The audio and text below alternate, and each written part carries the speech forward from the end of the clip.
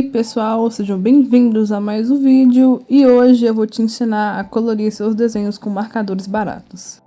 E a primeira dica é você ter uma folha adequada para fazer essas pinturas. Se você usar uma folha que não é adequada, eu te garanto que seu desenho vai ficar feio. O que acontece? Quando a gente usa uma folha ruim, que não é apropriada para isso, a folha vai ficar ondulada e vai danificar a sua pintura. Eu não usei uma folha apropriada para isso. A que eu usei foi a primeira que eu mostrei, ela é uma folha para iniciantes, para técnicas molhadas e secas. E também eu não comprei outra não, eu uso a que tem.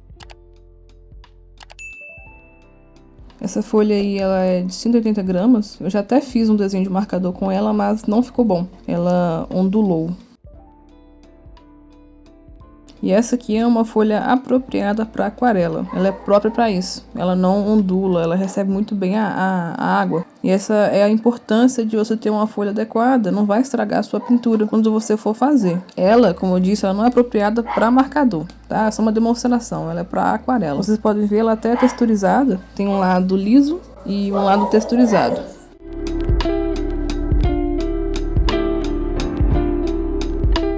Deve estar saindo latição de cachorro, gente. Me perdoem, é porque eles não gostam de ver ninguém passando na rua, tudo incomoda eles, sabe? Eles têm que latir. Mas enfim, para marcador eu recomendo ter uma folha um pouquinho mais grossa.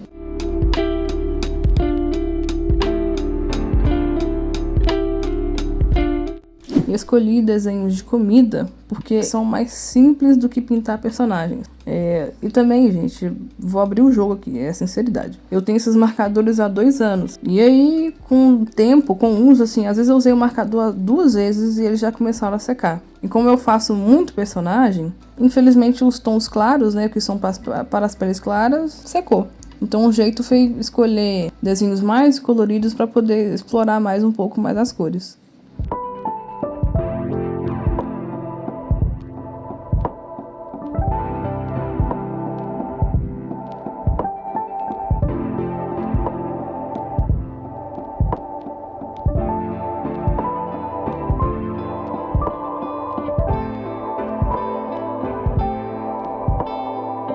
É muito importante você ter canetas apropriadas para fazer técnicas molhadas, porque elas podem manchar quando você passar um marcador, né? O marcador é a base de álcool. Então, quando você passar ali o marcador por cima daquela tinta, pode ser que ela se solte e fique manchado de preto.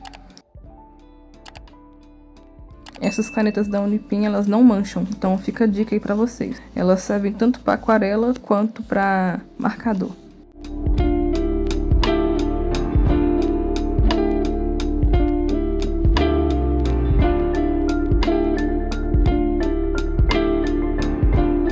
Comprei esses marcadores em 2024, na época eles foram R$100, um preço bom, bastante cores aí, elas nem funcionam mais, né? Tem muita cor aí que eu acabei jogando fora porque secaram e tentei colocar álcool e mesmo assim elas não voltaram a funcionar.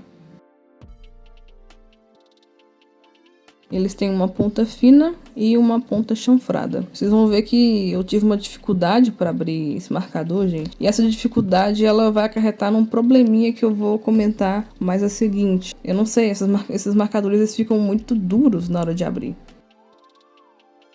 E vamos para a pintura. É muito importante que você separe e teste as cores antes. Eu tinha gravado eu fazendo o swatch das cores, mas não gravou.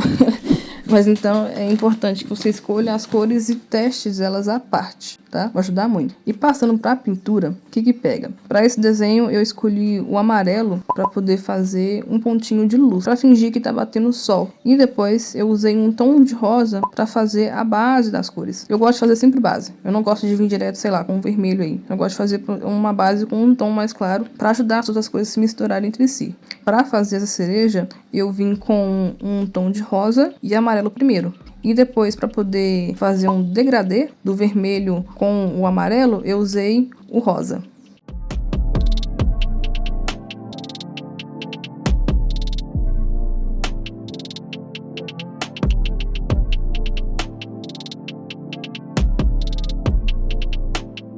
Nessa parte do chantilly não tem muito segredo, eu só fui sombreando as dobrinhas e fui passando amarelo em algumas partes. A minha intenção era deixar esse chantilly um pouco mais amarelado, né, menos acinzentado. Só que eu não tinha achado o tom de amarelo que eu queria, então usei cinza mesmo. Mas eu recomendo que vocês usem amarelo.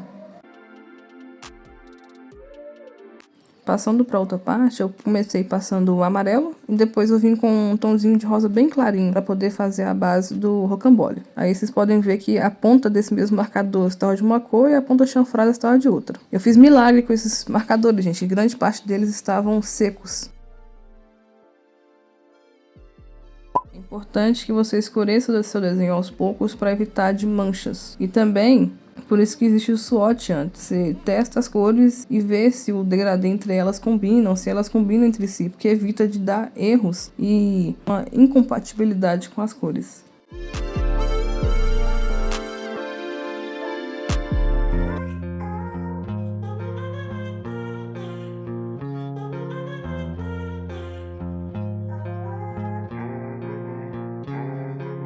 O desenho estava muito quente e o que eu escolhi para ele ficar menos quente foi escolher os tons frios para poder sombrear. Os tons frios são azul, violeta e verde. São cores ótimas para você poder quebrar esse tom muito morno no seu desenho.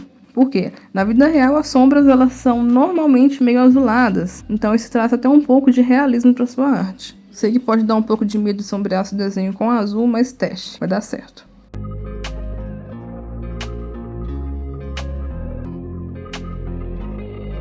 O problema que eu falei com vocês da dificuldade de estampar a caneta é isso, gente. Quando vai estampar, saiu até o meio da caneta junto. Já aconteceu isso comigo umas 2 vezes já. E eu não sei se o problema é a minha caneta ou o material em si. Talvez seja o meu lote de marcador que vieram desse jeito.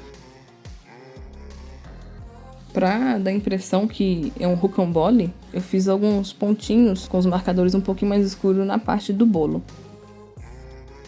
Vocês podem ver que eu sempre estou voltando com as mesmas cores nos mesmos lugares. Isso é para retocar e criar degradê. No pratinho não tem muito segredo, eu só fui sombreando ao redor onde o rocambole estava. E eu queria muito ter feito o pratinho um pouco mais claro, mas o meu cinza claríssimo eu não tinha mais, ele tinha secado. E aí eu usei só o marcador da Uhu para poder fazer essa parte, mas isso não muda o resultado final.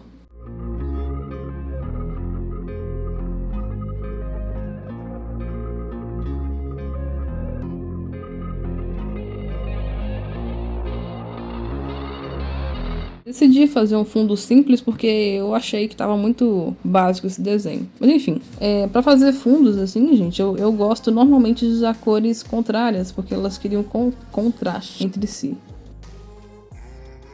Eu usei um pouquinho de lápis para poder fazer alguns degradês e consertar algumas partes que não ficaram do meu gosto. Por fim, eu usei tinta acrílica para poder fazer alguns detalhes, fazer algumas correções onde a tinta ela passou além do que deveria.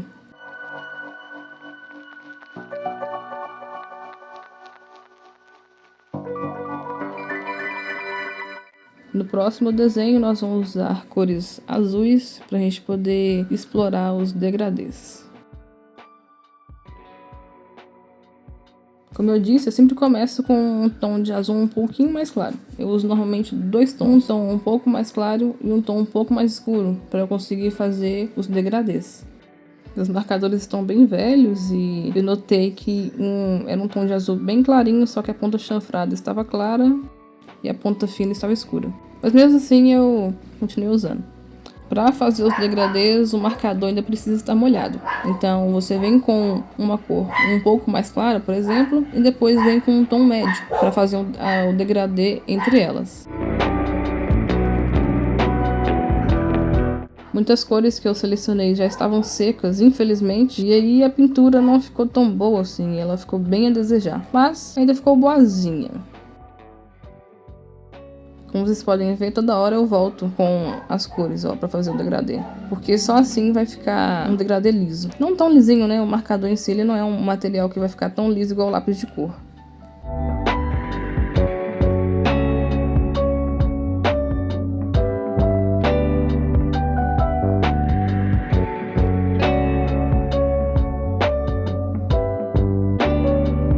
Nesse chantilly eu decidi usar os tons de amarelo para poder fingir como se fosse um creme. E nessa parte de baixo, abaixo do chantilly, eu fiz com lápis de cor, gente. Eu tentei fazer algo diferente, mas não ficou legal não. Então preferi nem deixar na gravação. Vocês podem fazer aí com as cores que vocês tiverem.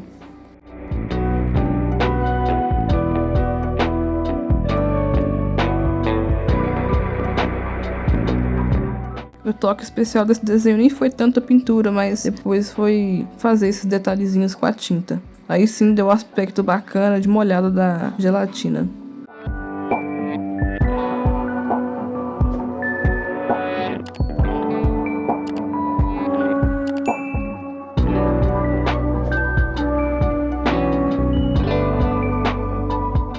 Vamos para o último desenho. Esse foi o que eu mais gostei e pra mim, na minha opinião, é o mais gostoso, porque é um pudim, gente. Pudim é vida.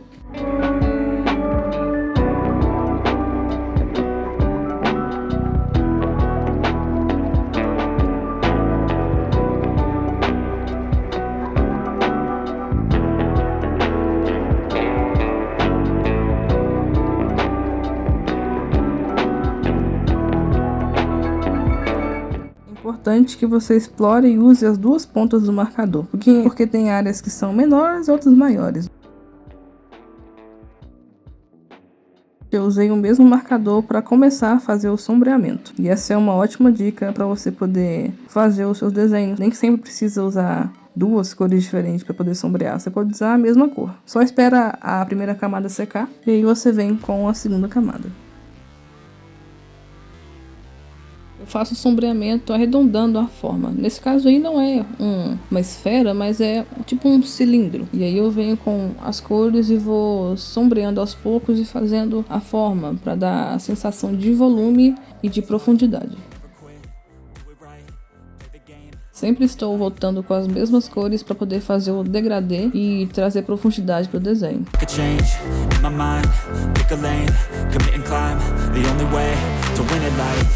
I never miss, that's fact. Taking big swings, put your hand to the bat. Put me in the ring, you'll go out in a bag. Cause I sing what I mean and I bring it to the mad light. Ain't got time to kill, I got time to feel. I took a red pill, I know life's short so I wanna live real. But how's it supposed to feel? Sempre faço uma escala de tons muito grande para conseguir fazer os degradês o máximo perfeito possível e que isso traga a profundidade que a gente quer. Claro que não são todas as pessoas que têm nessa disponibilidade toda de cores. Eu tenho, mas se você não tiver, você faz na quantidade que você tiver no momento. Não se esqueça que o lápis de cor ainda é o seu melhor amigo nesse momento. O vídeo já está chegando ao fim, eu espero muito que ele tenha te acrescentado um pouco mais de conhecimento, espero que você tenha aprendido um pouco mais comigo. Se você gostou, não esqueça de deixar sua curtida, se inscrever no canal, compartilhar com seu amigo artista, porque o canal ainda está pequeno, está crescendo aos poucos. E claro, se tiver ficado alguma dúvida, pode deixar nos comentários que eu respondo. Não se esqueça de me seguir nas minhas redes sociais, que é o Instagram e o TikTok, e até o próximo vídeo. Tchau!